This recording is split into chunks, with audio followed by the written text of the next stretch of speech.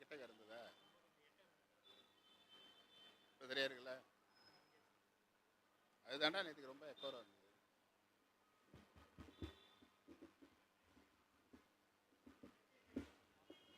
இத்தனை போட்டான்.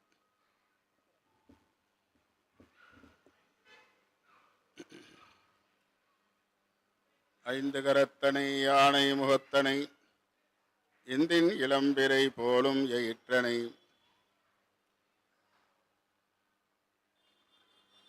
ஐந்து கரத்தனை யானை முகத்தனை இந்தின் இளம்பிரை போலும் எயிற்றனை நந்தி மகன்றனை ஞானக் கொழுந்தினை புந்தியில் வைத்தடி போற்றுகின்றேனே. ஆடும் பணிவேலனி தேவலனப் பாடும் பணியே பணியாயருள்வாய் தேடும் கயமாமுகனைச் செருவில் தாடும் தனியானி சகோதரனே.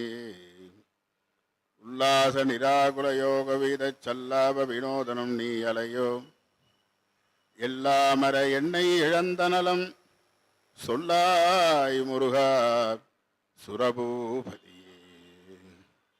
மூசாமணியும் துகிலும் புனைவால் நேசா முருகா நினது அன்பு அருளால் ஆசா நிகழும் துகளாயினபின் பேசா அனுபூதி பிறந்ததுவே.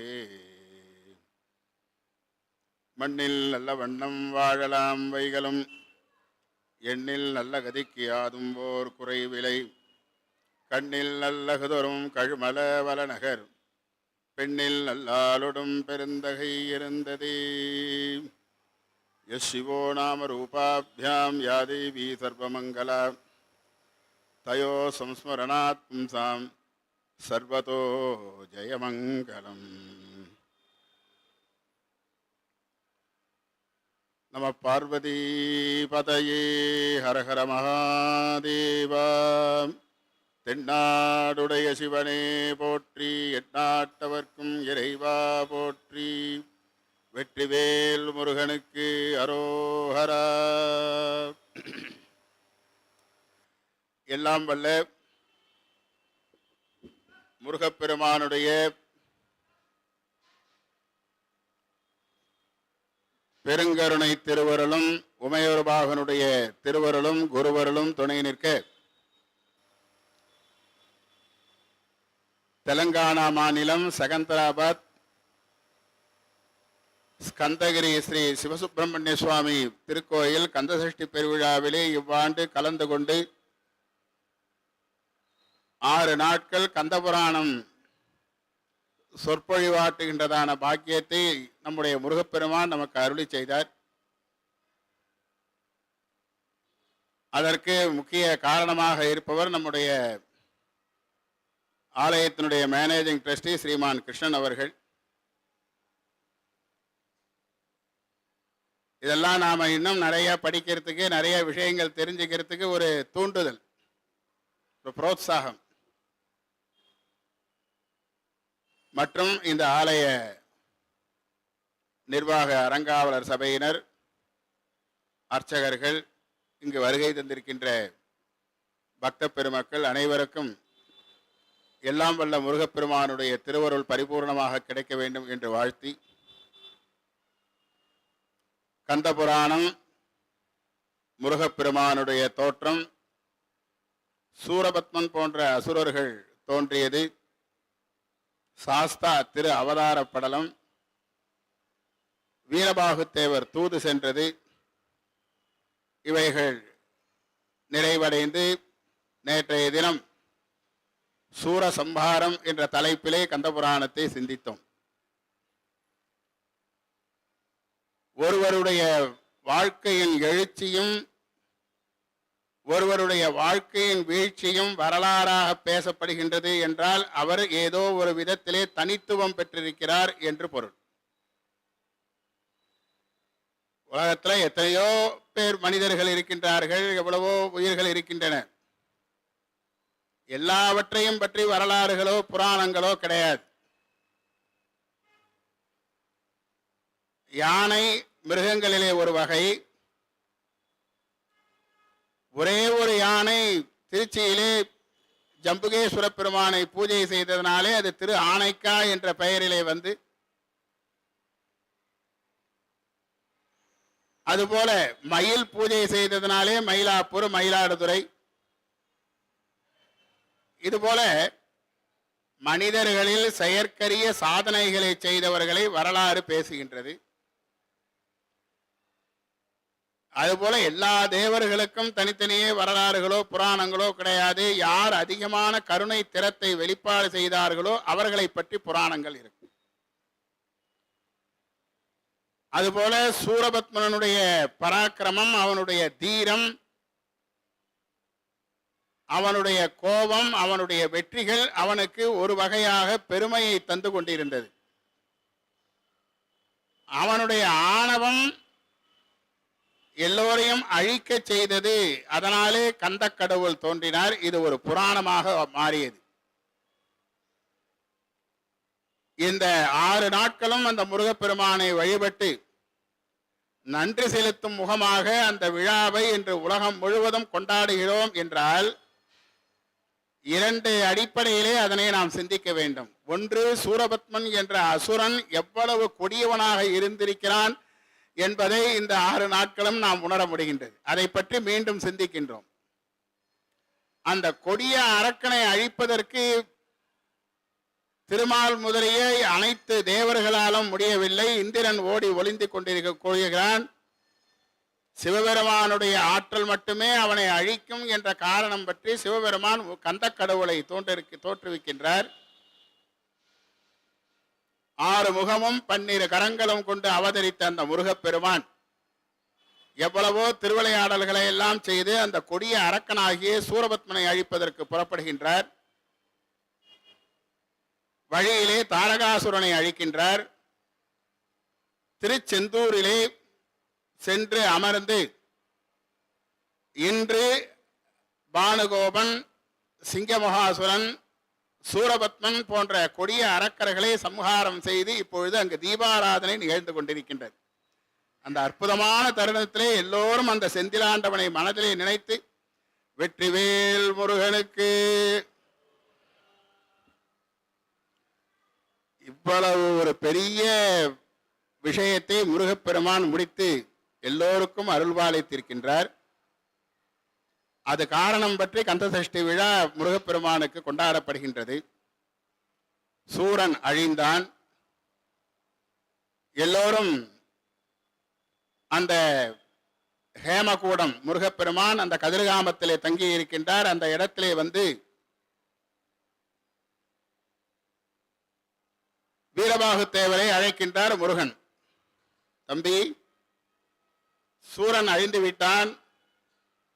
அவனுடைய சிறையிலே கஷ்டப்பட்டு கொண்டிருக்கின்ற தேவர்களை சிறை மீட்டு வா. வீரபாகு தேவரை அனுப்புகின்றார். வீரபாகு தேவர் அந்த சூரபத்மனின் நகருக்குள் நுழைந்து கால் சிலம்பொலி அதிர, பூமி அதிர நடந்து செல்லுகின்றார் சிறைச்சாலைக்கு. அந்த சிறையிலே இருக்கின்ற தேவர்களுக்கு புரிந்தது, நம்மை மீட்க வீரபாகு தேவர் வருகிறார் என்ற சுப சகுனங்கள் எல்லாம் தோன்றியது. அவர்கள் மகிழ்ந்தார்கள், ஆர்ப்பரித்தார்கள். வீரபாகு தேவர் அங்கு முருகனுடைய திருநாமத்தை சொல்லி கந்த கடவுள் வாழ்க, வெற்றிவேல் வாழ்க, வீரவேல் வாழ்க என்று சொல்லிக்கொண்டே சிறைக்கூடத்திற்கு செல்லுகின்றார். தேவர்களை எல்லாம் பார்த்து கிளம்புங்க கிளம்புங்க அப்படிங்கிறார். நம்ம ஒரு இடத்துல போய் எல்லாரும் வேலை முடிஞ்சிட்டு புறப்படலாம்னா கிளம்பலாம் அப்படிங்கிறோம் இல்லையா? இதனை கச்சேப்ப சிவாச்சாரியார் அழகு தமிழிலே சொல்லுகின்றார். வம்பின்கள் வம்பின்கள் வானத்தீர், வாங்க வாங்க எல்லாரும் வாங்க, தேவர்கள் எல்லாம் கிளம்புங்க. வம்பின்கள் வம்பின்கள் வம்பின்கள்னா வாங்க கிளம்புங்க, எல்லாம் புறப்படலாம். உங்களெல்லாம் இது பண்ணியாச்சு, உங்களுடைய விலங்கெல்லாம் அவுத்து விட போறேன், நீங்க எல்லாம் விடுதலை அடைய போடுகின்றேன். வம்பின்கள் வம்பின்கள் வானத்தீர் எல்லீரும் நும்மை அயர்வித்த நொறில் பறித்தே வெஞ்சூரை அணியத்துடன் எங்கோன் இம்மெனவே வேளால் இதுபோது எரிந்தனனே. இம்மெனவே எரிந்தனனே என்று அந்த 2 வார்த்தைகள். தேவர்களே கேளுங்கள், உங்களை ரொம்ப கொடுமைப்படுத்திய அந்த அசுரர்களை நம் கந்த கடவுள் இம் என்ற பொழுதிலே இம்ங்கிறதுக்குள்ள அந்த வேலையை செஞ்சுட்டோம் அப்படிங்கிறோம். நாம இதெல்லாம் நம்முடைய புராணங்களிலே நம்முடைய செந்தமிழிலே இருக்கின்ற சொற்கள். இம்ங்கிறதுக்குள்ள வந்துடுறேன் அப்படிங்கிறோம். இம்மென அழித்தான் அப்படிங்கிறார். இம்ங்கிறதுக்குள்ள அந்த சூரபத்மாசுரனை எங்கள் கந்த கடவுள் அழித்து விட்டான். சந்தோஷமான செய்தியை சொல்லுகின்றார் வீரபாகுத்தேவர் அங்கிருந்த தேவர்களுக்கு. எல்லோரும் மகிழ்ச்சி ஆரவாரத்துடன் அவர்களுடைய காலிலே பூட்டப்பட்டிருந்த விலங்குகளை எல்லாம் அகற்றி வீரபாகுத்தேவர் அத்தனை பேரையும் அழைத்து கொண்டு அந்த போர்க்களத்தின் அருகிலே முகாமிட்டிருக்கின்ற கந்த கடவுளை ஹேமகூடத்திலே கதிர்காமத்திலே சென்று தரிசிக்கின்றனர். எல்லோரும் அந்த நன்றியோடு பெருமானுக்கு பாத பூஜை செய்கின்றார்கள். எல்லாரும் போய் முருகன்ட்ட கேட்கிறாங்க, முருகா உனக்கு நாங்க எல்லாம் பூஜை பண்ணணும், எங்கள் மனதுல அந்த ஒரு மகிழ்ச்சியை தரணும், உனக்கு பூஜை பண்ணி கண்ணார பார்க்கணும். இன்னைக்கு காலம்புற நம்முடைய முருகப்பெருமானுக்கு பக்தர்கள் ஒரு 500க்கும் மேற்பட்ட காவடிகளிலே பால் சுமந்து வந்து முருகப்பெருமானுக்கு அபிஷேகம். 900 காவடி. நவ வீரர்களும் ஆளுக்கு 100 காவடி எடுத்து வந்திருக்கா. 900 காவடி. 900 காவடியிலே பால் எடுத்து வந்து முருகப்பெருமானுக்கு அபிஷேகம் செய்தார்கள். பன்னீர் அபிஷேகம் செய்தார்கள். அற்புதமான அலங்காரம் செய்து எல்லோரும் முருகப்பெருமானுடைய சகசிரநாமங்களையும் உயர்ந்து ஓதி சொல்லி அந்த முருகப்பெருமானுக்கு பல வகையான புஷ்பங்களினாலே அர்ச்சனை செய்து பல வகையான நிவேதனங்களை எல்லாம் அங்கு நிவேதனம் செய்து தீபாராதனை செய்து எல்லோரும் கூடியிருந்த அத்துணை பக்தர்களும் அரோகரா கோஷத்தோடு அந்த முருகப்பெருமானை வணங்கிய அந்த ஒரு அற்புத காட்சி நம்முடைய மனதிலே அப்படியே இருக்கு. இப்படி பூஜை செய்தார்கள் தேவர்கள் என்பதனை சிவாச்சாரியார் சுவாமிகள் சொல்லுகின்றார். எந்தை உமை தேர்ந்திட இயம்பிய குமார தந்திர திரள்படி. குமார தந்திரம்ங்கிறது முருகப்பெருமானை எப்படி பூஜை செய்ய வேண்டும் என்று சொல்லுகின்ற ஆகம நூல்.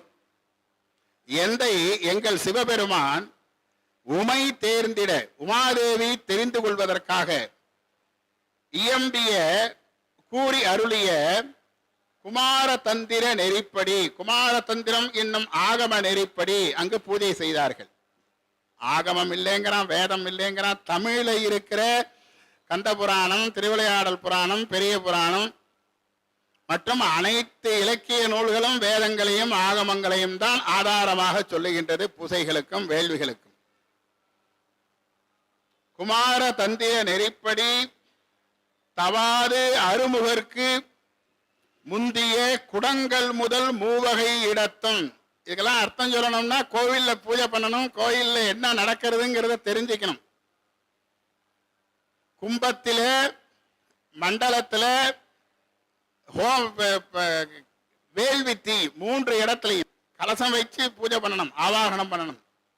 யந்திரத்துல முருகப்பெருமானை ஆவாகனம் பண்ணணும், அக்னியில ஆவாகனம் பண்ணணும், திரவியங்களினாலே ஹோமம் செய்ய வேண்டும், அபிஷேகம் செய்ய வேண்டும். இந்த விழையிலே கும்பம் அக்னி பிம்பம் இந்த 3 இடத்திலும்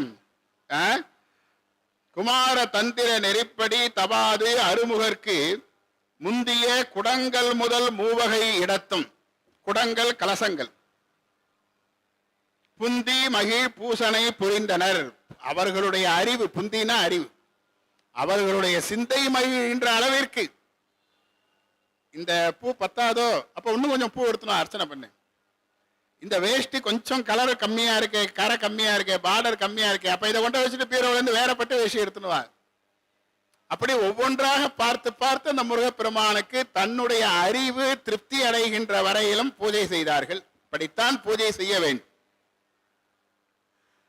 எல்லோரையும் பார்த்து முருகன் கேட்கின்றார், உங்களுக்கு எல்லாம் என்ன வரம் வேண்டும் என்று கேட்கிறார். முருகா, நாங்கள் கேட்காத வரங்கள் இல்லை. கடந்த சில ஆண்டுகளாக நாங்கள் அவ்வளவு கஷ்டப்பட்டோம்.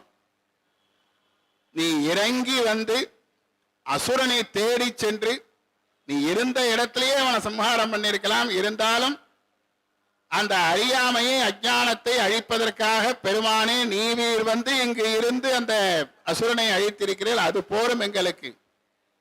ஒரே ஒரு வரம் வேண்டும். தேவர்கள் எல்லாரும் ஒரே குரல்ல சொல்றாங்க. அஜெண்டாவில் தீர்மானம் ஒன்னா இருக்கணும். ஒருத்தர் கையெழுத்தை மாத்தி போடக்கூடாது. ஒருத்தர் கையெழுத்து போட மாட்டேன்னு சொல்லக்கூடாது. தீர்மானம்னா ஒரே எண்ணம் எல்லாருக்கும் இருக்கணும். அந்த அத்துணை தேவர்களும் ஒரே நேரத்தில் ஒருத்தர் பேசிக்காம கேட்கிறாங்க, முருகா, நாங்கள் என்றும் உன்னுடைய அன்பை மறவாமல் நன்றி வரமாமல் பூசித்து இருக்க வேண்டும், அந்த வரத்தை கொடு. இதுல கொஞ்சம் மாறுபட்டாலும் சூரபத்மனாக ஆகிவிடுவார்கள். நன்றி மறந்தால் அவர்கள் யாரு? சூரபத்மாசுரன். அதனால இந்த வரத்தை கேட்கின்றார்கள். முருகா, நாங்கள் என்றும் நன்றி மறவாமல் உன்னிடத்திலே அன்பு கொண்டு பூஜை செய்து கொண்டிருக்க வேண்டும், அந்த ஒரு வரம் தா போதும். தந்தோம். முருகன் அருள்பாலிக்கின்றார். பிறகு அங்கிருந்து புறப்பட்டு மீண்டும் திருப்பரங்குன்றத்திற்கு வருகின்றார். தூய கூடலின் குடதிசை அமர் பரங்குன்றினை எய்தினான். அங்கிருந்து புறப்பட்டு முதலிலே பாடி வீடு அமைத்து தங்கிய திருப்பரங்குன்றத்திற்கு வருகின்றார். அங்கு ஏற்கனவே தேவதச்சன் அமைத்திருந்த அந்த திருக்கோயிலில் புகுகின்றார். அங்கே போகும்போது இருந்ததை விட கூட்டம் அதிகமா இருக்கு. வரப்போகுது பூதப்படைகள், தேவர் படைகள் எல்லோரும் வந்து இருக்கின்றார்கள். அத்துணை பேருக்கும் தேவதச்சன் மாளிகைகள் அமைத்து தருகின்றான். எல்லோரும் தங்குகின்றார்கள். காலையிலே எழுந்து முருகப்பெருமான் சிவபூஜை செய்கின்றார். அவருடைய ஆன்மார்த்த பூஜை. தினந்தோறும் காலையிலே சிவபூஜை செய்ய வேண்டும். அந்த சிவபூஜையை செய்து பெருமானிடத்திலே அப்படி பூஜை பண்ற பொழுது அப்பாவும் பிள்ளையும் பேசுகிறார். சிவனுக்கு பூஜை பண்றார். பூஜை பண்றது யாரு? பிள்ளை. பூஜை பண்ணப்படுறவர் பெருமான். ரெண்டு பேரும் ஒத்தர் தான், வேறு வேறு இல்லை. இதைத்தான் குமாரதந்திரத்தை சொல்லுகின்ற பொழுது சுவாமி சொல்றார், மந்திர பேதோ பவேத்தத்திர கிரியாபேதோ நவித்தியதேங்கிறார்.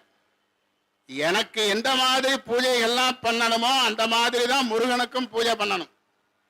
மந்திரம் தான் மாறுபடுறது. எனக்கு பஞ்சாட்சரம், அவனுக்கு ஷடாட்சரம். மற்ற கிரியைகள் எல்லாம் ஒண்ணுதான், நானும் அவனும் ஒண்ணுதான்னு பல இடத்துல சொல்றார்.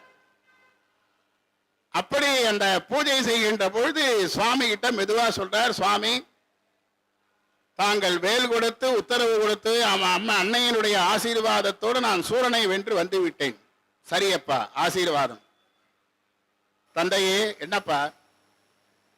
நான் அங்கிருந்து கிளம்புகின்ற பொழுது இமயமலையிலே 2 பெண்கள் தவம் செய்தார்கள். அமுதவல்லி, சுந்தரவல்லி என்று 2 பெண்கள். அமுதவல்லி இந்திரனிடத்திலே வளர்ந்து கொண்டிருக்கின்றாள். சுந்தரவல்லி திருத்தணியிலே வேடர் குலத்திலே தோன்றி வளர்ந்து கொண்டிருக்கின்றால். அவர்களை மனம் முடிக்க வேண்டும், உத்தரவு. நான் தெய்வ யானையை எப்ப கல்யாணம் பண்ணிக்கிறது? முருகன் கேட்கிறார். இது வெளியில யாருக்கும் தெரியாது, ரகசியம். கல்யாண நிச்சயதார்த்தம் சிவபூஜையில நடக்கிறது. நான் தெய்வ யானையை எப்ப நாளைக்கு கல்யாணம் பண்ணிக்கோ. அப்பா நீ எப்ப வருவ? நான் வரண்டா கண்ணு, தான்னு வந்துடுவோம், நீ கவலைப்படாது. அப்பா அம்மா கிட்ட உத்தரவு வாங்கி அதுக்கப்புறம் சுவாமி எல்லாம் பார்த்துப்பார். நீங்க சுவாமி கிட்ட சொல்லிட்டீங்களா? அதுக்கப்புறம் முருகன் பூஜையை பண்ணார், ஜபம் பண்ணார், வந்து உட்கார்ந்தார், ஆகாரம் பண்ணார். இந்திரனுடைய மனதுல ஒரு எண்ணம் எழுகின்றது. நமக்கு இவ்வளவு பெரிய உதவியை செய்திருக்கின்ற முருகப்பெருமான், கந்த கடவுள், அந்த கொடிய சூரனை அழித்து நம்மை காப்பாற்றி நமக்கு இந்த பெருவாழ்வை அளித்திருக்கின்றார். எத்தனை பேர் வாழ்க்கைக்கு உதவி பண்ணவங்களும் மறக்காம இருக்காங்க. நாம் சாப்பிடுகின்ற உணவு என் பெருமான் தந்தது. இந்த உடலை ஆண்டவன் அருளி இருக்கின்றான். சாமி கிட்ட புதுசா எதுவும் கேட்க வேண்டாம். நமக்கு செஞ்சிருக்கிற உதவிக்கு நாம நன்றி சொல்றதுக்காக சுவாமியை பூஜை பண்ணா போதும். புதுசா எதுவுமே கேட்கறதுக்கு வேலையே கிடையாது. அப்படி இந்திரன் முருகப்பெருமானுக்கு தன்னுடைய பெண் தெய்வ யானையை திருமணம் செய்து கொடுக்க வேண்டும் என்று விரும்புகின்றான். அந்த தெய்வ யானை அமுதவல்லியாக இங்கு வந்தவள். அவனுடைய படை யானையாகிய இருக்கின்ற ஐராவதம் என்ற யானையிடத்திலே அவளை வளர்க்கின்ற பொறுப்பை கொடுத்து அது பாதுகாப்பாக அசுரர்கள் கையிலே படாமல் மேருமலையிலே கொண்டு போய் வளர்த்து கொண்டிருக்கின்றது. இந்திரன் கைலாயம் செல்லுகின்ற பொழுது இந்திராணியும் அசுரர்களுக்கு பயந்து மேருமலையிலே போய் ஒளிந்து கொள்ளுகின்றாள். எனவே இந்திராணியினுடைய அரவணைப்பிலே ஐராவதத்தினுடைய பாதுகாப்பிலே வளர்வதனாலே அந்த பெண்ணிற்கு தெய்வ யானை என்று பெயர். அந்த பெண்ணை முருகனுக்கு மனம் முடித்து கொடுத்து நம்முடைய நன்றியை செலுத்த வேண்டும் என்று இந்திரனுக்கு அந்த எண்ணம் ஏற்படுகின்றது. புரிகிறதா? ஒருத்தருக்கு ஒரு எண்ணம் ஏற்படுவதற்கும் ஒருவருடைய வாயிலே இருந்து ஒரு சொல் வருவதற்கும் காரணமாக இருப்பது தெய்வ சக்தி. இவர் பூஜை செய்கின்ற போது சுவாமி கிட்ட எனக்கு கல்யாணம் பண்ணிக்கணும்னார். சுவாமி இந்திரனுடைய மனதில் அந்த எண்ணத்தை தோன்றுவிக்கிறார். இந்திரன் சென்று முருகப்பெருமானை வணங்கி சொல்லுகின்றான், முந்தே தமியேன் பெரு மங்கை எம் மொய்வரைக்கண் வந்தே அமர்வாள் அவள் தன்னை வதுவை செய்து கந்தே புரையினின் பெருந்தோளில் கலத்தி யாங்கள் உயிர்த்தே பிறவி பயன் பெற்றனம் ஓங்க என்றான். முருகன்ட்ட போய் இந்திரன் சொல்றான், சுவாமி மேருமலையிலேருந்து இந்திராணியையும் தெய்வ யானையையும் ஐராவதத்தையும் வர சொல்லணும், உத்தரவாகணும். உத்தரவு. சுவாமி இன்னொரு வீடு, என்னப்பா எனக்கு இவ்வளவு உதவிகள் செய்து நான் இழந்த ராஜ்யத்தை தந்திருக்க, தேவலோகத்தினுடைய அரச பதவியை தந்திருக்க, இந்திரலோகத்தை ஐஸ்வர்யங்களை எல்லாம் எனக்கு மீட்டு கொடுத்திருக்க, இன்றைக்கு தேவர்கள் எல்லாம் மகிழ்ச்சியாக இருக்கின்றார்கள். நான் வளர்த்திருக்கின்ற பெண்ணை உனக்கு நான் கல்யாணம் பண்ணி கொடுக்கும், கன்னிகாதானம் பண்ணி கொடுக்கும். வேற ஒண்ணுமே சொல்ல, ஏன்னா ஏற்கனவே பிளான் பண்ணியாச்சு. நாளைக்கு கல்யாணம் அப்படின்ட்டார். இந்திரனுக்கு தூக்கி வாரி போட்டது. ஓ பெருசா ஒரு கும்பிடு போட்டா, நமஸ்காரம் பண்ணா, ஓடி வந்தா, ஒரு ஆள் அமிச்சு மேருமலையிலேருந்து இந்திராணி ஐராவதம் தெய்வ யானை எல்லாரும் அழிச்சுட்டு வா போ. மகாவிஷ்ணு பிரம்மா இருக்கிற இடத்துக்கெல்லாம் போறான். சுவாமி முருகன் கல்யாணத்துக்கு ஒத்துட்டார், கல்யாண ஏற்பாடெல்லாம் கவனிக்கணும். பரபரங்கிறது ஆத்துல ஒரு சின்ன விஷயம்னா நடத்துற போது அவளுக்கு படம் அந்த நிகழ்ச்சி முடிகிற வரைக்கும் அவளுக்கு தூக்கம் வராது. எத்தனை பேர்ட்ட அந்த வேலையை சொல்லி இருந்தாலும் திருப்பி திருப்பி அவளுக்கு போன் பண்ணி சொல்லிட்டே இருப்பா. ஏன்பா முகூர்த்த பைக்கு சொல்லிட்டியா? சொல்லிட்டேன். ஏன்பா பட்சணத்துக்கு சொல்லிட்டியா? சொல்லிட்டேன். காலம்பரை 1 மணி நேரம் கழிச்சு ஏன்பா வெத்தலை சீவலுக்கு சொல்லிட்டியா? அந்த பரபரப்பு. இந்திரன் அதுவும் பெரிய இடத்து பிள்ளை, முருகனுக்கு பொண்ணை கொடுக்குறான். தேவதட்சனை அழைத்து இந்த ஊர் முழுவதும் மாளிகைகள் கட்டுங்கிறான். பல தூதர்களை எங்கும் அனுப்பி மூவரும் தேவருக்கும் ஓலை அனுப்புகின்றான். இந்த உலகத்தை ஆண்டு கொண்டிருக்கின்ற அரசர்களுக்கெல்லாம் ஓலை பறக்கிறது. எல்லாம் இரவோட இரவாக எல்லாரும் வந்துட்டு இருக்காங்க. அந்த காலத்துல வான ஊர்தி அத்தனை பேருக்கும் அந்த வசதி இருந்தது. அத்தனை பேரும் அந்த திருப்பரங்குன்றத்திலே குழுமி மறுநாள் காலையில அந்த திருமண மண்டபத்துக்கு முருகன் வரணும். எல்லாரும் போய் முருகன் காலில் விழுந்து, சுவாமி கல்யாண முகூர்த்தம் பிரம்மதேவன் நிச்சயித்திருக்கிறார், 9:10 முகூர்த்தம், சுவாமி எழுந்திரணும், கிளம்புறோம். சர்வாலங்கார பூஷிதனாக அப்படி சுந்தர வடிவம் கொண்டு முருகப்பெருமான் அழகா அப்படி வீரபாகுத்தேவர் நவ வீரர்கள்லாம் புடைசூழ கல்யாண மாப்பிள்ளையா அந்த திருப்பரங்குன்றம் கோயிலேருந்து அந்த கல்யாண மண்டபத்துக்கு கிளம்பி வரார். கல்யாண மண்டபத்து வாசல்ல முனிவர்கள், துறவிகள், பெரிய பெரிய அறிஞர்கள், வேதியர்கள் வேத மந்திரம் சொல்ல பூர்ண கும்பம் கொடுத்து முருகப்பெருமானை வரவேற்கிறார்கள். இதையெல்லாம் விலக்கி சொல்லிக் கொண்டு நேரம் பத்தாது. முருகப்பெருமான் கல்யாண மண்டபத்துக்குள்ள வரார். இந்திரனும் இந்திராணியும் நமஸ்காரம் பண்ணி அவர் காலை அலம்பி, பாலால காலம்பி, பட்டால தொடச்சி, சந்தனம் குங்குமம் எல்லாம் வச்சு மாப்பிள்ளை அழிச்சுன்னு வர தேவர்கள் எல்லாம் வணங்குகின்றார்கள். அந்த இனிய நேரத்திலே ஆன காலை அந்த நேரத்தில் அரி அயன் நாடொனா ஞான நாயகன் அங்கையும் தானும் ஓர் மானமேல் கொண்டு மாயிரும் சாரதர் சேனை சூழ்தர சேனிடை தோன்றினான். திடீர்னு பார்த்தா எங்க பார்த்தாலும் ஹரஹரா ஹரஹரான்னு ஒரே சத்தம். அத்தனை பேரும் புலகாங்கி அடைஞ்சு பார்க்கிறா. ஒரு பொன்மயமான விமானத்துல சிவபெருமானும் உமாதேவியும் அந்த இடத்துக்கு வர. ஆன காலை அவர் எப்படிப்பட்டவரா? அரியயன் நாடோனா ஞான நாயகன். பிரம்மாவும் விஷ்ணுவும் ஒரு காலத்துல அடியையும் முடியையும் தேடி புறப்பட்டு அவர்களால் காண முடியாத திருவடிகளுடைய அண்ணாமலையானாக இருக்கின்ற எம்பெருமான் அந்த பொன் தேரிலே இறங்குகின்றான். அவனோடு உமாதேவியும் இறங்குகின்றான். தூரிகை வாத்தியங்கள் எல்லாம் முழங்க முருகப்பெருமான் நமஸ்காரம் பண்றார். தேவாதி தேவர்கள் எல்லாம் சென்று சிவபெருமானை நமஸ்காரம் செய்கின்றார்கள். அவர்கள் உட்கார்றதுக்கு ஒரு பெரிய தங்க சிம்மாசனம் தனியா போட்டு பார்வதி பரமேஸ்வரன் அதில் உட்கார்ந்தனவுடனே எல்லாரும் போய் நமஸ்காரம் பண்ணிக்கிறார். பாத பூஜை நடக்கிறது. சுவாமி சரி கல்யாணம் ஆரம்பிக்கலாம் சுவாமி சொல்றார். அவ்வளவுதான், எல்லாருக்கும் மகிழ்ச்சி. பிரம்மன் உட்கார்ந்து அந்த வேத மந்திரங்களை சொல்லி அந்த கல்யாண வைபவத்தை துவங்குகிறார். கன்னிகாதானம் செய்து தரான் இந்திரன். இப்பெல்லாம் எல்லாத்துக்கும் கேள்வி கேட்கிறார். இந்த கன்னிகாதானம் எதுல சொல்லி இருக்கு? தாலி அவசியம் கட்டிக்கணுவா? திருமங்கல்யம்ங்கிறது பின்னால வந்தது தானேங்கிறான். இப்ப காமேச பத்த மாங்கல்ய சூத்திர சோபித கந்தராயின்னு மகா லலிதா சகஸ்ரநாமத்துல வந்திருக்கு. திருமங்கல்யங்கிறது இந்த கல்யாணம் ஆன பெண்களுக்கு ஒரு பாதுகா அணி, மங்கள நான். கன்னிகாதானம் பண்ணித்தான. மருத்துவன் மாமரை மந்திர நீரால் ஒருத்தி பொருட்டினில் ஒன் புனல் உய்ப்ப கரத்திடை ஏற்றனால் கடல் சேர்ந்தார்க்கு அருத்திக்குள் முக்தியும் ஆக்கமும் ஈவோன் என்று சொல்லுகின்றார் கச்சியப்ப சிவாச்சாரியர்.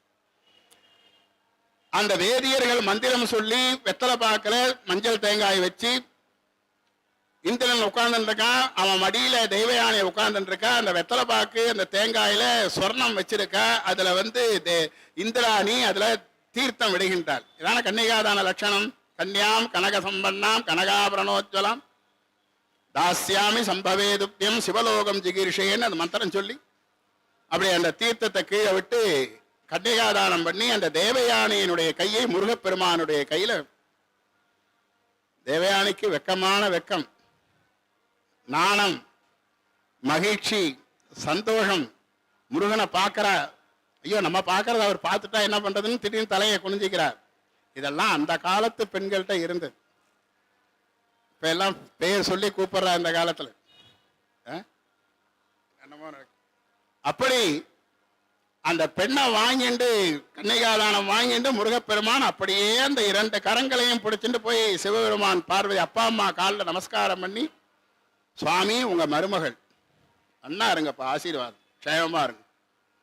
அடுத்தது திருமங்கல்யத்துக்கு பூஜை பண்ணி செங்கமலத்திரை சிந்தையன் ஆற்றி அங்கையின் ஈந்திட ஆண்ட கை கொண்ட மங்கள நாணை மணிக்கலம் ஆர்த்து ஒங்கை முழக்கோர் நறுத்தொடை சூழ்ந்தான். முருகப்பெருமான் தெய்வ யானை கழுத்துல திருமங்கல்ய தாரணம் பண்றார். அந்த திருமங்கல்யம் எங்கேருந்து வந்துதான் பிரம்மதேவன் மனதுல முருகப்பெருமான் கையினால அந்த குழந்தை கழுத்துல கட்டுற தாலி இப்படித்தான் இருக்கணும்னு ஒரு இமேஜின் பண்ணி அதை தங்கத்துல செஞ்சு வைரம் மாணிக்கம் எல்லாம் பதித்து அப்படி மனசுலேருந்து அப்படி நினைச்சார். அந்த கையில அந்த திருமங்கல்யம் வந்தது. அதுல மஞ்சள் கையில கோத்து முருகன் கையில கொடுக்கிறார். கந்தா தேவையான கழுத்துல கட்டு மாங்கல்ய தந்து நானேனா வேத மந்திரம் சொல்லி முருகப்பெருமான் தேவயானை கழுத்துல திருமங்கல தாரணம் பண்றார். ரொம்ப அற்புதமாக திருமண காட்சி நடக்கின்றது. எல்லோரும் பூமாறி பொழிகின்றார்கள்.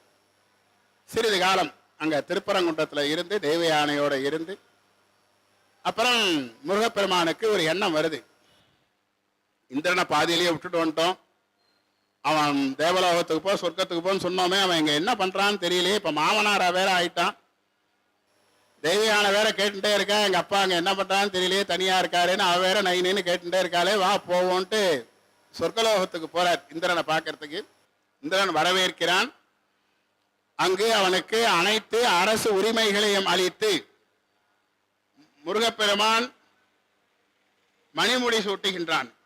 சகல அரசு உரிமைகளையும் கூட்டி இந்நகர் அரசு போற்ற இமையவர் இறைவர்க்கு இன்னே பொன்னணி மௌலிதன்னை பொல்லென புனைது என்றான். இப்ப இனிமேலுக்கு இந்திரன் தான்பா இந்த தேவலோகத்துக்கு அரசன்.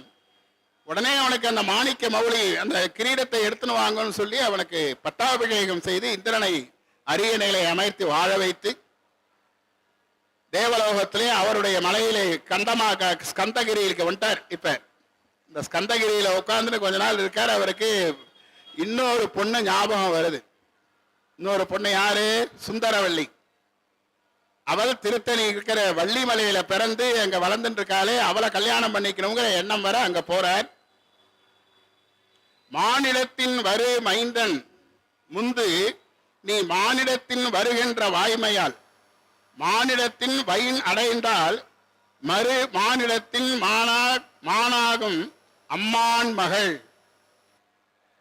அவரை நீ மான் வயத்துல பிறந்து அங்க வளர்ந்துன்னு சொல்றார் முருகன். மானிடத்தின் இந்த முருகப்பெருமான் யாருன்னா, இது ஒரு அழகான பாடல். இந்த மானிடம்ங்கிறது அந்த 4 வரியிலையும் வரும். மானிடத்தின் வரு மைந்தன்.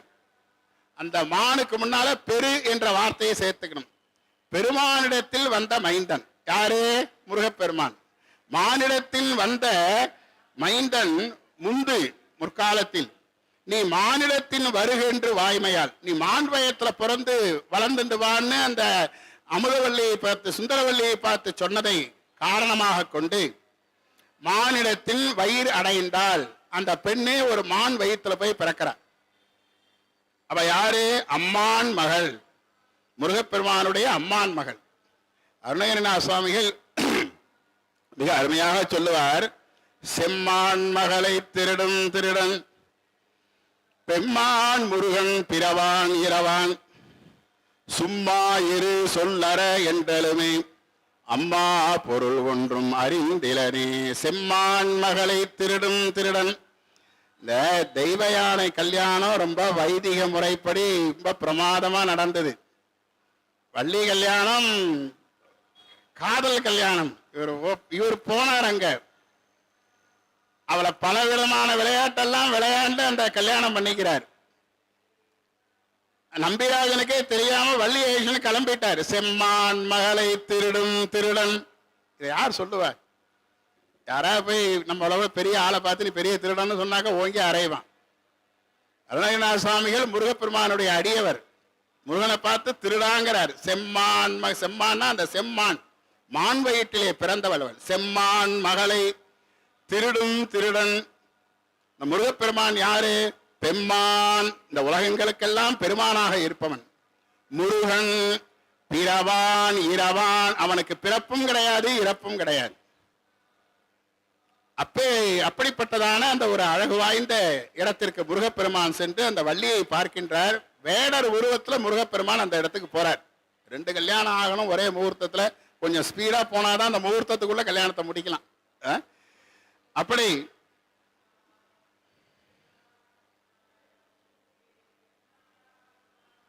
காலிற் கட்டிய கழலன் கச்சிரன் மாலை தோழினன் வரிவில் வாலியன் நீல குஞ்சியன் நெடியன் வேட்டுவ கோலத்தை கொடு குமரன் தோன்றினான். அந்த இடத்துக்கு முருகப்பெருமான் போறார். காலில் கட்டிய கழல், காலில் வீர கழல்கள் கட்டின்னு இருக்கார். கச்சையில கச்சை கட்டின்னு இருக்கார். அதுல ஒரு கத்தியை சொருகின்னு இருக்கார். ஒரு ஒரு புலித்தோலை சின்னதா ஒரு ஆடையா கட்டின்னு இருக்காரு. வேடன் மாதிரி போறார் இந்த இடத்துக்கு. நீல கலர்ல இருக்கான் அவருடைய தலைமுடி. நீல குஞ்சியன் நெடியன் நல்லா உயர்ந்து இருக்கார். வேட்டுவ கோலத்தை கொடு, வேட்டுவ கோலமாக கொண்டு முருகன் அந்த இடத்துக்கு போறார். போய் வள்ளி அங்க திணைப்புலம் காத்துட்டு இருக்கார். திணைன்னு ஒரு தானியம். அந்த திணைக்கு அந்த பெரிய தோப்புல இது வளர்ந்துட்டு இருக்கு. அங்க பறவைகள்லாம் அதை கொத்துறதுன்னு அந்த காலத்துல அந்த வேடர் குலத்துல பெண்கள் அந்த இடத்துல ஒரு கன்னிமாடம் அமைத்து தங்கி அதை காத்து வர வேண்டும். பூவையால் செங்கட் புறவங்கால் ஆலோலம். இந்த கையில துணியை வச்சுட்டு அந்த வள்ளி பாட்டு பாடிட்டு இருக்கா. தூயமா மஞ்சைகால் சொற்கிளிகால் ஆலோலம் கூவல் சோர்விற்ற குயிலினங்கால் ஆலோலம் சேவல்கால் ஆலோலம் என்றால் திருந்திழையால். அந்த வள்ளி எங்க உட்கார்ந்துட்டு ஆலோலம் பாடி அங்க இருக்கிற பறவைகளை எல்லாம் விரட்டின்னு இருக்கார். அந்த இடத்துக்கு முருகன் போய், பெண்ணே இப்படி ஒரு அழகா இருக்கியே, நீ தேவமங்கை மாதிரி இருக்கியே, உன்னை பார்த்தா வேடர் குல பெண் மாதிரி தெரியலையே, நீ என்ன வேலை செஞ்சுட்டு இருக்கேங்கிறார். பதிலே பேசல. நல்ல குடும்பத்துல பிறந்த பெண்கள் ஒரு புதிய ஆண்மகன் பேசுகின்ற பொழுது பதில் பேசக்கூடாது. இந்த ஒரு தத்துவத்தை கச்சியப்ப சிவாச்சாரியார் முருகனுக்கும் வள்ளிக்கும் நடந்த நிகழ்ச்சியின் மூலமாக அறியப்படுத்துகின்றார். நீ இவ்வளவு அழகா இருக்கியே, உன்னை அந்த திணைப்புலத்தை காக்கிறதுக்கு அனுப்பினவெல்லாம் நல்லவனா கெட்டவனா, அவனுங்க மனசுல ஈரமே இல்லையா? பதிலே சொல்லல. பெண்ணே, நான் ஒரு வேடன் வந்திருக்கிறேன், எனக்கு தாகமா இருக்கு, கொஞ்சம் தண்ணி கொடு. கொஞ்சம் கொஞ்சமா அந்த பொண்ணு திரும்பிட்டு இருக்கா. இவனை பார்க்கவே இல்லை, முருகனை பார்க்கல. முருகன் சொல்றார், நீ இப்படி நான் கேட்கறதுக்கெல்லாம் பதில் பேசாம இருந்தீன்னா உனக்கு ஒரு கெட்ட பேர் வந்துடும் அப்படிங்கிற. திரும்பி நின்று இருந்தார், மௌனம். என்னன்னா, நான் உன்னுடைய அழகிலே மயங்கி நான் இங்க வந்திருக்கேன். என்ன நீ இப்படி பராமுகமாக இருந்தால் உனக்கு ஒரு பழி வரும். உன்னை நாடி வந்தவன் இறந்து விட்டான்ங்கிற ஒரு பழி வந்துடும், ஜாக்கிரதைன்னு மிரட்டுறாரு முருகன். நீ என்ன பார்க்கலன்னா பேசலன்னா நான் சூசைட் பண்ணிப்பேங்கிறான் பாருங்க. இப்ப சினிமாவில எல்லாம் இதை பார்த்துதானே இந்த பொண்ணுங்க இந்த பையன்கள்லாம் வீணா போறானுங்க. பழியொன்று நின்பால் சூழும் பராமுகம் தவிதி என்றான். உனக்கு ஒரு பழி வந்துடும், கொண்டுட்டேங்கிற பழி வந்துடும், நீ என்ன பாரு அப்படிங்கிறான். அவ திரும்பி கூட பார்க்கல. அந்த நேரத்துல அந்த நம்பிராஜன் வேடர்கள் எல்லோரும் அந்த காட்டுக்கு வர சத்தம் கேட்கறது. வள்ளிக்கு கொஞ்சம் பயம். இந்த பையன் இங்க வந்து நின்று பேசிட்டு இருக்கானே, இவனையும் நம்மையும் சேர்ந்து பார்த்தா எல்லாரும் என்ன நினைப்பாங்க, இவன் யாருன்னு தெரியலையே அப்படின்னு இவ கொஞ்சம் பயப்படுறா. முருகப்பெருமான் வேங்கை மரமாக மாறி நின்றுட்டார். வேங்கையன் முருகன் வேங்கை மரமா மாறி நின்றுட்டார், மறைஞ்சிட்டார்.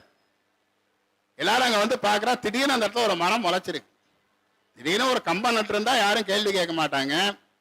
திடீர்னு ஒரு இடத்துல லைட் எரிஞ்சா யாரும் கேட்க மாட்டா. நம்ம இடத்துல திடீர்னு ஒரு மாமரம் முளைச்சிருந்ததுனாக்க, நேத்துக்கு இல்ல நீ விதை கூட போடல, இன்னைக்கு திடீர்னு ஒரு மரம் முளைச்சிருக்கேன்னு அவளுக்கெல்லாம் ஒரே ஆச்சரியம். ஏதுடா இந்த மரம் அப்படிங்கிறான் நம்பிராஜன். தெரியலேங்கிறான் எல்லாரும். வள்ளியை கேட்கிறான், வள்ளி நீ இங்கதானே இருக்க, இந்த மரம் எப்ப வந்தது? அவளுக்கு ஒண்ணுமே புரியல, என்ன பதில் சொல்றதுன்னு தெரியல. மரத்தை வெட்டு அப்படிங்கிறான். வள்ளிக்கு பயம். ஏன்னா அந்த முன்னை தொடர்பு, ஏதோ ஒரு பாசம் அந்த பையனை பார்த்த உடனே அவன் மனசுல வந்துடுத்து. அதை சட்டுன்னு சொல்லல, அவ்வளவுதான். எப்ப பொண்ணுங்க சொல்லுவாங்களா காலத்துல ரொம்ப ஐ லவ் யூ அப்படிங்கிறான். அதான் அந்த காலத்துல அந்த மாதிரியான இதெல்லாம் கிடையாது. மனசுல இருந்தத, அப்பா அந்த மரத்தை வெட்டாதீங்க. ஏம்மா ஏதோ புதுசா வந்திருக்கு, என்ன மரம்னே தெரியலையே. இல்லம்மா, அப்பா எனக்கு அது நல்ல நிழல் தருது, நான் அந்த நிழல்ல தான் கொஞ்ச நேரம் படுத்து உறங்குகிறேன். அந்த மரத்தை யாரும் வெட்ட வேண்டாம், இருந்துட்டு போட்டோம். சரி இருந்துட்டு போட்டோம், விட்டுட்டான். நம்பிராஜன் கூட வந்த வேடர்கள்லாம் போயிட்டார். திடீர்னு பார்த்தா அந்த மரம் ஒரு கிழ வேதியராக, ஒரு வயதான ஒரு கிழவனாக தோன்றி வள்ளிகிட்ட வந்து, குழந்தை எனக்கு ரொம்ப தாகமா இருக்கு, சாப்பிட்றதுக்கு ஏதாவது கொடு. அவ சாப்பிட்டு வச்சிருந்த தெனமாவை எடுத்து தர, அவருக்கு அமுதமா இருக்கு, எடுத்து வாயில போட்டுக்கிறார். மெதுவா தின்னும் கிழவரே, விக்கல் எடுக்க போறதுன்னு சொல்லிட்டே இருக்கா. விக்கருது. தண்ணி கொடு அப்படிங்கிறார். தண்ணி கொடுக்கிறார். உன் கையால என் வாயில ஊத்துங்கிறார். இதெல்லாம் விஷமம் தானே. அவ தண்ணி வாயில குடிக்கிறதுக்கு தானே அவ கையை பிடிக்கிறார் இந்த கிழவர். ஓய் கிழவரை, நான் உன்னை என்னமோ சாதாரணமா நினைச்சேன், நீ ஒன்னும் நல்லவன் கிடையாது போல இருக்கு, அப்பாவை கூப்பிடவா அப்படின்னார். எழுந்த கோபமா வள்ளி ஓடுறா. முருகப்பெருமான் அப்படி ஒரு கணம் நினைச்சிட்டார் பிள்ளையாரு. இவ ஒன்னும் கட்டுப்பட மாட்டா போல இருக்கு, அண்ணா நீ வந்து இவளை கொஞ்சம் மிரட்டு அப்படிங்கிறார். வள்ளி போகின்ற பாதையில பெரிய களிறு ஆன்னு கத்திண்டு ஒடியாடுறது. இவ பயந்துட்டு ஓடி வந்து அந்த கிழவனை கட்டிக்கிறார். இதுக்கு ரொம்ப சந்தோஷம். யானை போயிடுத்து அப்படிங்கிறார். திரும்பி இவ போறா, திரும்பி யானை ஒடியாடுறது, திரும்பி வந்து இவளை கட்டிக்கிறார். சில இடத்துல ஆத்துக்காரி வந்து என்னன்னு கூட கேட்க மாட்டா. ஆத்துக்கார் எப்ப வந்து குடிக்கிறீங்களா, தூத்தம் சாப்பிடறீங்களா, காப்பி சாப்பிடறீங்களா, ஒன்றும் கேட்க மாட்டேன். ஏதாவது ஒரு அதிர்ச்சி கொடுத்தா வந்து நின்றுட்டு இருப்ப. அம்பாள் கொஞ்ச நாளைக்கு பராமுகமா இருந்தாலும் சுவாமி கிட்ட. சுவாமி ஒண்ணு என்ன பண்ணார், ராவணனுக்கு கொஞ்சம் அகம்பாவத்தை கொடுத்தார். ராவணன் இலங்கையில அவன் அந்த கைலாயத்து வழியா போயிட்டு இருந்தான். போயிட்டு இருந்த பொழுது அவனுக்கு திடீர்னு ஒரு எண்ணம், இந்த கைலாய மலையில தான் சுவாமி இருக்கானா, இதை கொஞ்சம் லேசா ஆட்டி பார்த்தா என்ன. இப்ப இந்த கைலாய மலையை பிடிச்சி ஆட்டுறான். பயம் வந்துருத்து அம்பாளுக்கு. ஓடி வந்து சுவாமியை கட்டிக்கிறார். சுவாமிக்கு ரொம்ப சந்தோஷம். தேவர்கள்லாம் பயப்படுறா, என்ன கைலாய மலை ஆடுறது, இவர் என்ன சிரிக்கிறாரு. ஒரு வாரமா கொஞ்சம் சரியா இல்லாம இருந்தா ஒரு சின்ன அதிர்ச்சி வைத்தியம் கொடுத்துருக்கு. மறுபடியும் அந்த கைலாய மலை ஆடுறது, மறுபடியும் அம்பாள் வந்து கட்டிக்கிறார். அப்புறம் தான் அந்த கட்ட விரலால் அப்படி லேசா ஒரு அழுத்தினார். ராவணன் தலை மாட்டின்ட்டு அப்புறம் சாமவேதம் சொல்லி சுவாமி கிட்ட வரம் வாங்கிட்டு போனான். அதுபோல இந்த முருகப்பெருமான் யானையை வைத்து, அப்பா மாதிரி தானே பிள்ளையும், இங்க அப்பனும் பிள்ளையும் ஒன்றுதான், தகப்பன் சுவாமி இல்லை இவர் விளையாட்டுக்கு கேட்கவா வேணும். அப்ப வள்ளி வந்து கடைசியா கேட்கிற, நீ என்ன கல்யாணம் பண்ணிக்கோங்கிறார் அந்த கிழவன். ஏய்யா உன் வயசு என்ன என் வயசு என்ன, நீ வேதம் படித்த பிராமணர் மாதிரி இருக்க, நான் வந்து வேடர் குலத்துல தோன்றிய பெண். இந்த இடத்துல ஒரு அருமையான உரையை சொல்லுவார். உலகத்திலே உயர்ந்த பிறப்பு என்று சொன்னால் இந்திர பதவி. இந்திரனுக்கு கீழதான எல்லாரும், யாகத்தின் தலைவனும் இந்திரன். எல்லாவற்றிற்கும் ஒரு முதன்மையாக இருப்பவன் இந்திரன். உயர்ந்த குலம். கீழ்மையான குலம் என்று சொன்னால் வேடர் குலம். முருகப்பெருமான் இந்த காசியையும் ராமேஸ்வரத்தையும் இணைக்கிற மாதிரி மேல இருக்கிற இந்திரனுடைய பொண்ணை கல்யாணம் பண்ணிட்டார், கீழே இருக்கிற வேடர் குலத்துல பிறந்த வள்ளியை கல்யாணம் பண்ணிக்கிறார். அப்படியே அந்த வள்ளி வந்து, வள்ளிக்கு முருகன் காட்சி தரார். காட்சி தந்து முன்னால நடந்ததெல்லாம் ஞாபகப்படுத்துறார். வள்ளிக்கு ரொம்ப சந்தோஷம். கிளம்பிடுவோம் அப்படிங்கிறார். அவளுக்கு அவ்வளவுதான் சரியா போயிடுது. அவ அப்பாவா அம்மாவா வேடரா வள்ளியா வள்ளிமலையா திருத்தணியா எல்லாம் நடந்து போயிடுது. சுவாமி புறப்படலாம், கைலாயத்துக்கு போவோம், அப்பா அம்மாவுக்கு நமஸ்காரம் பண்ணிப்போம். அப்பா அம்மா யார்? அப்பா அம்மா பார்வதி பரமேஸ்வரன். அங்க போவோம். முருகப்பெருமான் மனசுல நினைக்கிறார். நாரதர் வரார். நாரதர் அந்த இடத்துல கல்யாண ஏற்பாடெல்லாம் பண்ணி, பிரம்மா விஷ்ணு எல்லோரும் வந்து, நம்பிராஜன் அவனுடைய மனைவி எல்லோருமாக இருந்து வள்ளியை முருகப்பெருமானுக்கு மனம் முடிக்கின்றார்கள். வள்ளி மணாளன். இதை திருநாவுக்கரச பெருமான் மற்ற எல்லாத்தையும் விட்டுட்டார். நம் செந்தில் மேய வள்ளி மணாளருக்கு தாரை கண்டா என்று வள்ளியின் மணாளனாக முருகப்பெருமானை நாவுக்கரச பெருமான் பாடுகின்றார். அப்படி ஒரு பெருமை வாய்ந்த திருமணமாக அந்த வள்ளி திருமணம் நிகழ்ந்தது. வள்ளி தேவசேனா சமேதராக சண்முக கடவுள் கைலையின் அருகிலே தந்தையோடு வீட்டிலிருந்து நமக்கு அருள்பாலித்துக் கொண்டிருக்கின்றார். அவர் இருக்கின்ற இடமெல்லாம் ஸ்கந்தகிரி. அவர் இருக்கின்ற இடமெல்லாம் முருகன் இருக்கின்ற இடம். அவர் இருக்கின்ற இடமெல்லாம் தீய சக்திகள் அணுகாது. அவர் இருக்கின்ற இடத்தை நாம் இருந்தால் நமக்கு நல்ல சிந்தனைகள் வரும், நல்ல எண்ணங்கள் தோன்றும், நம்முடைய வாழ்க்கை நலமாக அமையும். அப்படி இந்த கந்தபுராணத்தை இதுகாரும் கேட்டு மகிழ்ந்த உங்கள் அத்துணை பேருக்கும், சிந்தித்த நம் அனைவருக்கும் அந்த வள்ளி தேவசேனா சமேத சண்முக கடவுளின் பரிபூர்ணமான திருவருளினாலே சகல சௌபாக்கியங்களும் சகல க்ஷேமங்களும் உண்டாக வேண்டும் என்று பிரார்த்தித்து அனைவரையும் வாழ்த்தி நிறைவு செய்கின்றோம். திருச்சிற்றம்பலம். ஆறிரு தடந்தோள் வாழ்க, ஆறுமுகம் வாழ்க, வெவ்வை கூறுசை தனிவேல் வாழ்க, குக்குடம் வாழ்க, செவ்வேல் ஏறிய மஞ்சை வாழ்க, யானைதன் அணங்கு வாழ்க, மாறிலா வள்ளி வாழ்க, வாழ்க சீர் அடியார் எல்லாம் வெற்றிவேல் முருகனுக்கு அரோஹரா.